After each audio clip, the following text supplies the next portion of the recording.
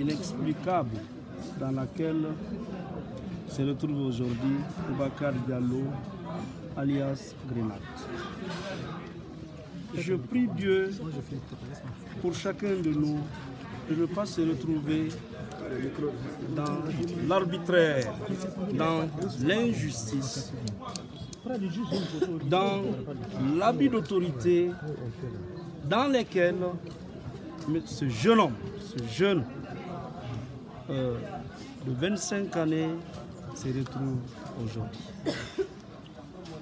Aujourd'hui, Boubacar Diallo, alias Grenade, est considéré plus qu'un criminel de guerre, comme l'a rappelé mon confrère Maître Al-Seni, à s'en tenir aux conditions dans lesquelles il a été interpellé, en dehors de toute procédure, les conditions dans lesquelles il a été déporté ou transféré à Kindia, les conditions dans lesquelles il a été présenté à un juge d'instruction, inculpé, sans avocat, de la gendarmerie à l'inculpation sans avocat. Il faut citer que notre droit est rétrograde sur ce point. On ne parle plus d'inculpation ailleurs, on parle de mise en examen. Sans avocat en matière criminelle, les charges étaient lourdes.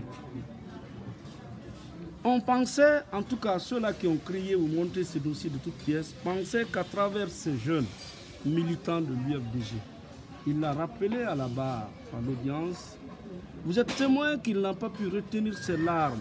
Toutes les questions étaient répondues par des larmes d'innocence, des larmes d'impuissance, des larmes de dépassement. Parce qu'en réalité, ceux-là qui devaient être aujourd'hui à la barre du tribunal pour avoir tiré sur lui ont changé de camp. Ils sont devenus les accusateurs. Je veux parler des gendarmes que nous n'avons jamais rencontrés et qui semblent être ces accusateurs. Ce jeune n'a pas manqué ici de dire au tribunal qu'il a perdu 17 de ses amis. Le 18e avec lequel il partageait la même chambre a été froidement assassiné. Qu'il a accompagné tous ces 17-là au cimetière de Bambeto. Il vous a dit ici qu'aucune justice n'a été distribuée sur ces cas. Ce procès, c'est le procès de la honte, c'est le procès du non-droit. Pourquoi? Dès son interpellation et son déferment au tribunal, nous avons attaqué la procédure. Depuis le 23 avril 2018, la procédure a été annulée. Tout le dossier a été annulé par violation substantielle des règles de droit de la défense. Ces jeunes, depuis le 23 avril 2018, devaient être purement et simplement libérés.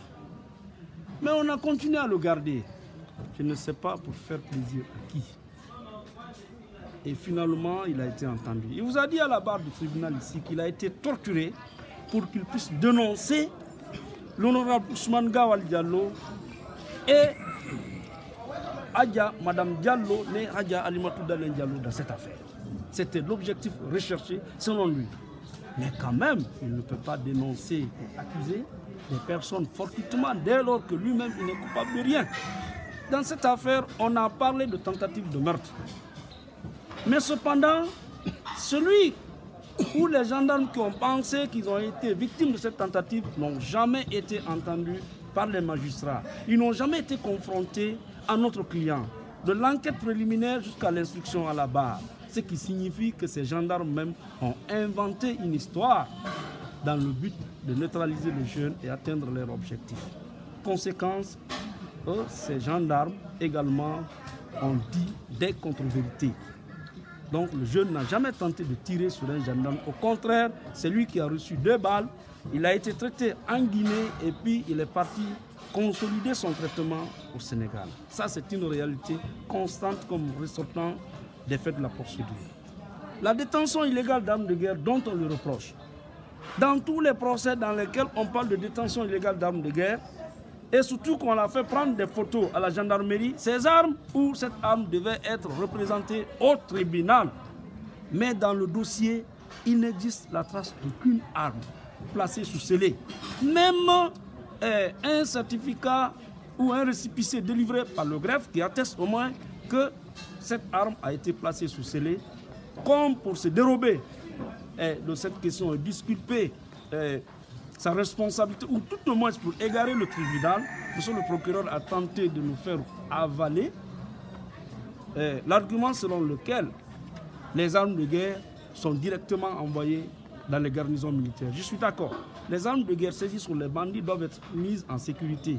Mais si elles passent par la justice doit délivrer un document qui doit figurer dans le dossier avant que cette arme ne soit destinée à la garnison indiquée.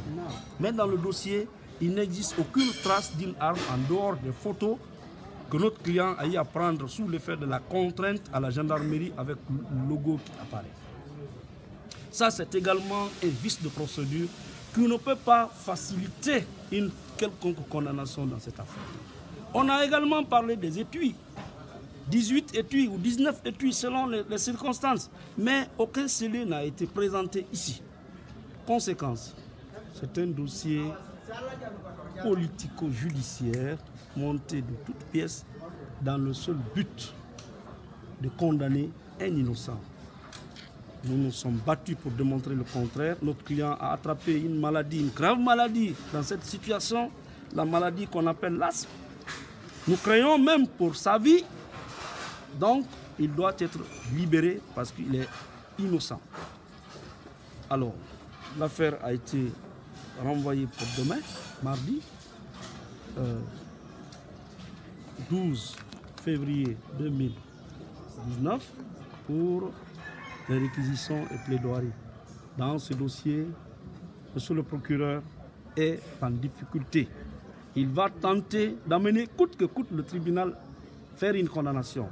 Mais comme les faits sont têtus, les faits ne peuvent pas être considérés d'infraction, je pense que les magistrats aguerris qui ont le destin de ce dossier ne se laisseront pas entraîner sur la piste d'injustice de monsieur le procureur de la République, que nous respectons et saluons de passage pour son professionnalisme dans le traitement de la chaîne pénale au tribunal.